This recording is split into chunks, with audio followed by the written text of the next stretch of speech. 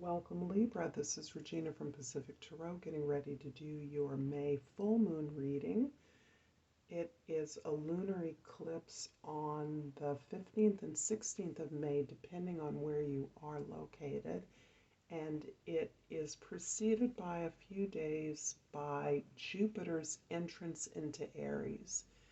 And both of these things are helping you to make and implement the changes that you want to make in your life and in your environment.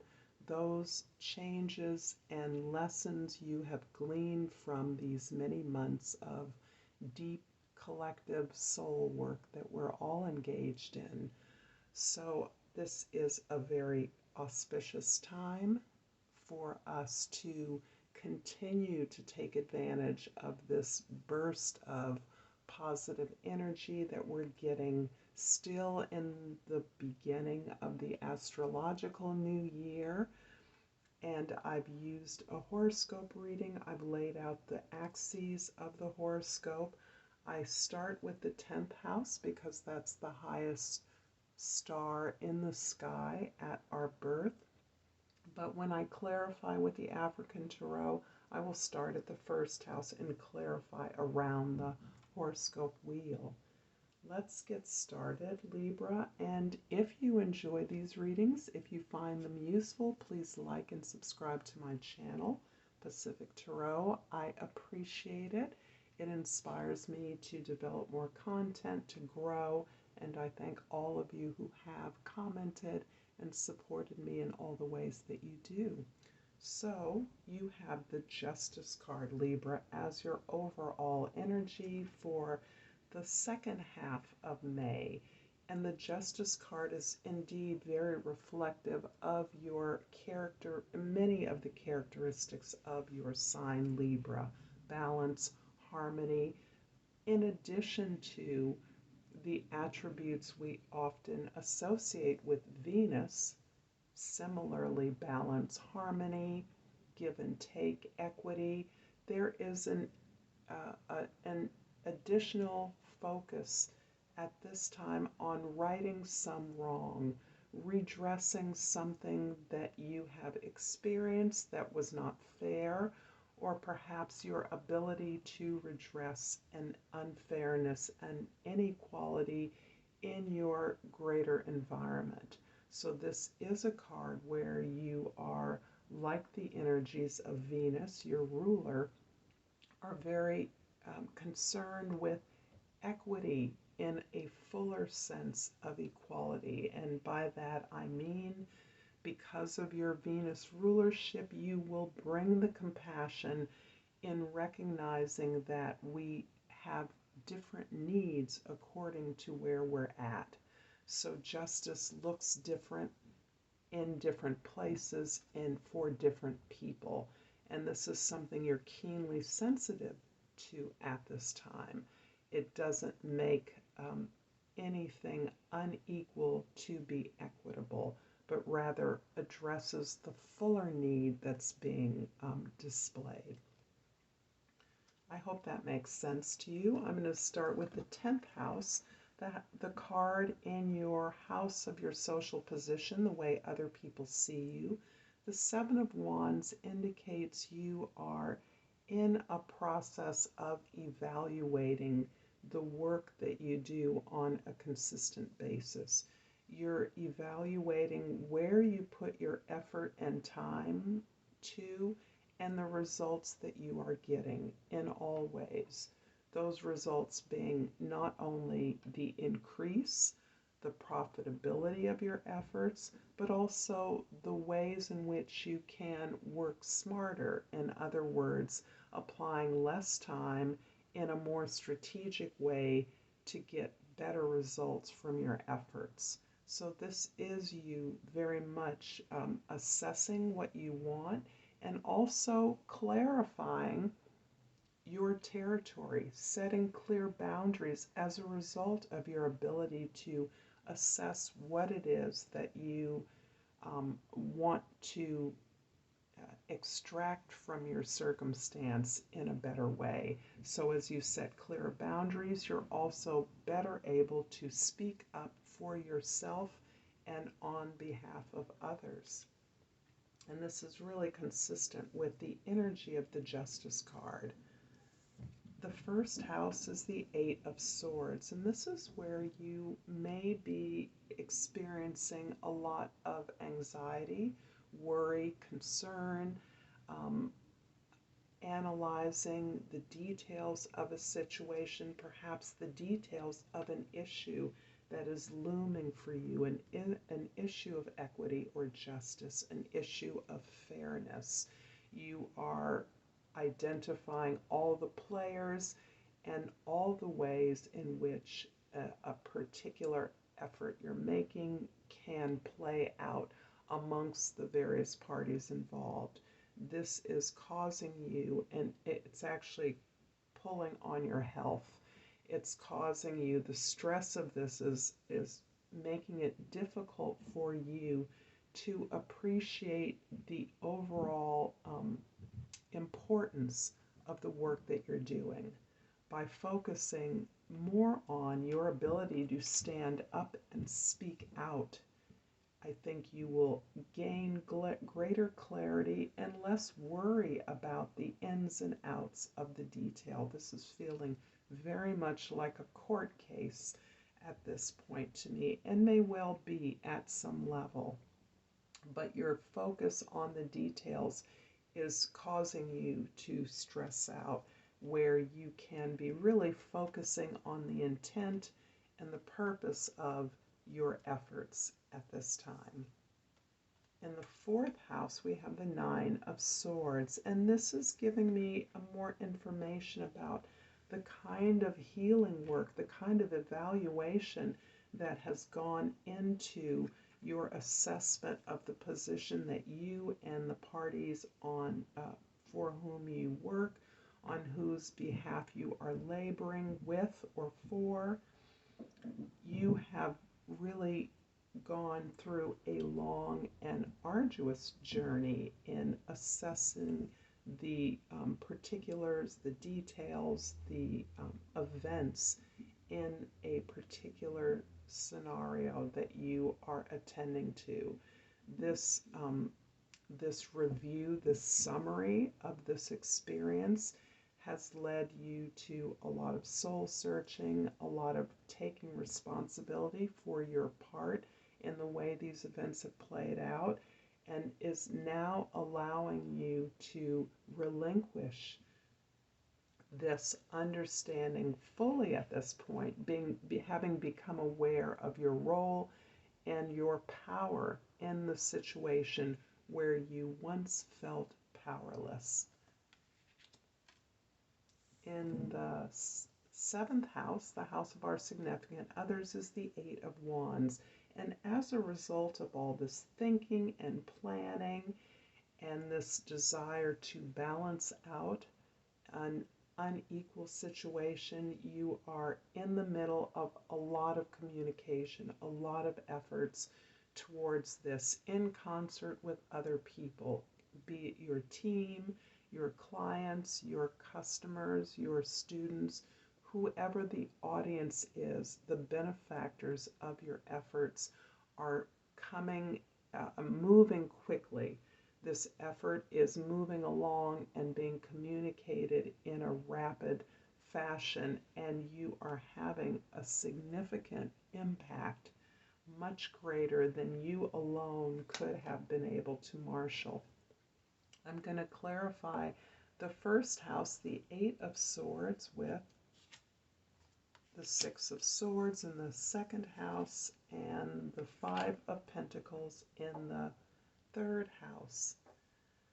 What I'm seeing overall is this real ability of you, Libra, to go underneath the superficial actions that are occurring to you and really looking at your own desire to improve your life and the lives of others.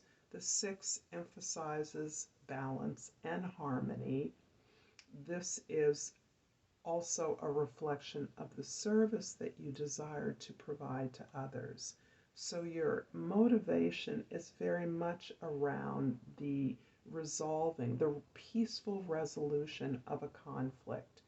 The Five of Pentacles in your third house is indicating where this sense of powerlessness in the past, at your root, has come from and manifested this sense of not having power, not being able to have an effect on your world as you would like. It has created this sense that you cannot ask for help, that you're not even deserving of help. This may have been an attitude that you can now see reflected in your communications with other people. This sense where you are becoming the cheerleader when in fact you have often been the person in this situation of feeling lack, loss, poverty, that no matter what you do, you can't change your circumstances. This is quite likely the result of unemployment, perhaps the loss of an opportunity, or some exclusion from a community that you feel you should be on the inside of, but you feel yourself to be outside. In the fourth house, the Nine of Swords is clarified by the Five of Swords in the fifth house, and the Six of Swords, the Queen of Pentacles in the sixth house. Forgive me for that. The Queen of Pentacles is really a blessing here because this is really reflecting your method of effort, your procedures, your habits, your routines of working with your team, and the ability of you to embody the resourcefulness that others are attracted to you because of. You are recognizing that you have everything you need, even when you feel the uncertainties and the doubts of those of others or the situation that is presenting itself to you. There is a lot of victimization that you have experienced through this situation, this unfair, imbalanced situation, that you are now recognizing that you can overturn, you can speak up about, you can speak truth to power in a way that gives voice to those who feel unable to do so.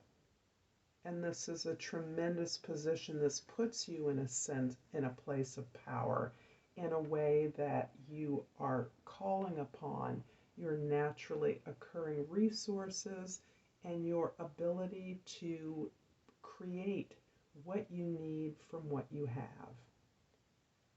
The Eight of Wands is being clarified, this in the seventh house, by the Nine of Wands in the eighth house, and the Justice card in the ninth house. So we have a repeat of Justice. I'm really sensing some environmental issue at work here, Gemini. I'm really sensing your process of healing and empowerment that you are experiencing through your efforts to fight off some unjust condition or imposition. I see you as someone who is developing, evolving through the process of fighting for your rights and articulating the needs of others like you as you stand up and speak your piece. You are part of a community that is known to you. You are working hard. There are 2 8s here on the table. There are 2 7s. So I'm sorry, that's wrong. There's 1 7, but there's a 5, 6, 7, and 2 8s and a 9 here. So you are growing in your ability to facilitate communication, to arrange the details of this lawsuit or this argument that you're putting forward, this request or this demand is evolving you, and you have invested everything that you have into this fight, but you are far from giving up. You are more determined than ever, no matter what the cost has been to you as an individual, and you are assured of success. The Seven of Wands in the 10th house is clarified by, these cards are very thick, the Ten of Pentacles and in the 11th house, and the King of Swords in the 12th house.